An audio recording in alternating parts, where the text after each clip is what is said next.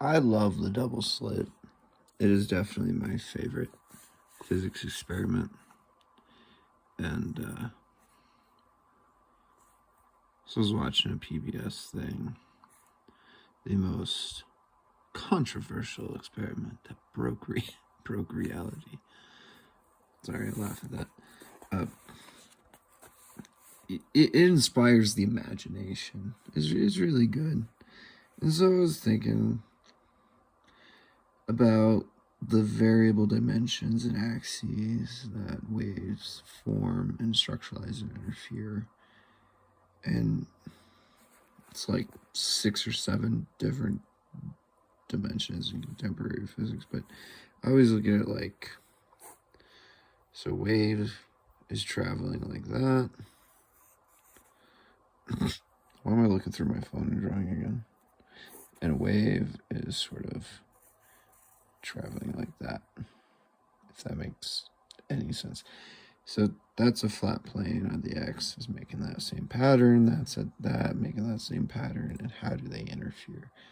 We have a lot of physics and calculus and like all sorts of math to explain these wave structures. It's a simple idea. Looking at the wave planes and their dimensions, going up to the double slit on 2 separate axes, and how we can create these curves that sometimes, oh, I did it wrong. They do that, and then sometimes they do it on that plane. So if that plane is to there, then where's this plane? Or where's this function in the wave format of particle interference? Now, this should cancel out, right? Except at the moment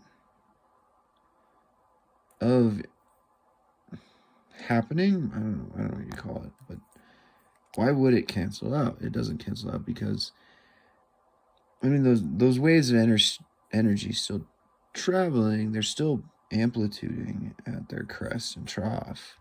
It's just that they are meeting at a polar moment. And concerning the double slit, you have not just conformity, you have a sort of smaller, larger, smaller variable of probability and time correlating to my concepts of time, that as they enter these slits, they aren't necessarily perfectly consistent, and their interference probability is inconsistent. And so as they interfere, you have set parameters that the double slit derives. So, you know, the fancy guys that love math, I doubt, honestly, that nobody's ever thought of this, because this sounds more like contemporary physics to me rather than the shit that I come up with. But I bet they'd love to do that math. And if they haven't figured that out, well, you Google the double slit, you know, the contemporary explanation, or I'm using contemporary too much. There's another explanation that is accepted publicly. And concerning that with this, if you know the two I'm talking about, you'll get me, is that the sub-amplification and then it's hard to correlate the separate axes. See, I'm not super great. I just understand the idea and how all these different dimensional axes manipulate interference, but why is it always the same pattern? There is a void, and there is a certain area where it wants to form. Oh, that was working on a puzzle game. Here's my thing. So, it always forms like that. Like, that's the interference pattern. It's really cool. I love the double slit. It makes you think about so many different things. I'm telling you. And so, if we have 11 different dimensions of string theory, everybody accepts string theory. I think it is a law of probability. As I've gotten further into physics, I think it's more of just, people are just really, really trying to figure things out. And how does this format create a consistent, probable structure of outcome? I mean, of interference. And we have all these different.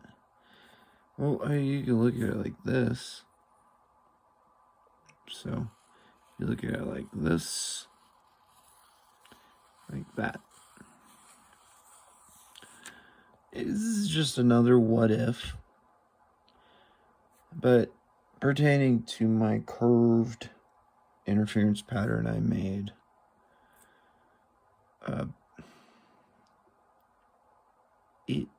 it seems more like these are just points. I still can't find a fucking battery from others. I'm not paying $12 for a battery, okay? This is just not okay to me to do that.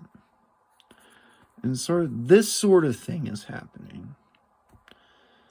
I know I'm explaining it like an elementary child.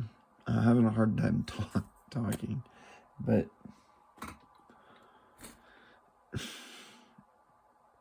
it's the coolest physics experiment. It's my favorite. And to this day, I think I heard about it in, I don't know, 2013, I think. This is the first time I heard of the double slit. And it always seems like there's something else to fabricate a conclusion from it for.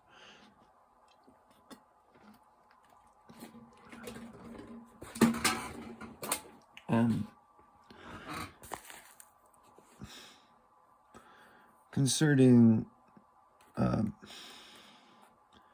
so there are, and my point here, if you were to look at it like this, based on axes are different probabilities of interference, different directions of interference, and if you guys want to do the math, please.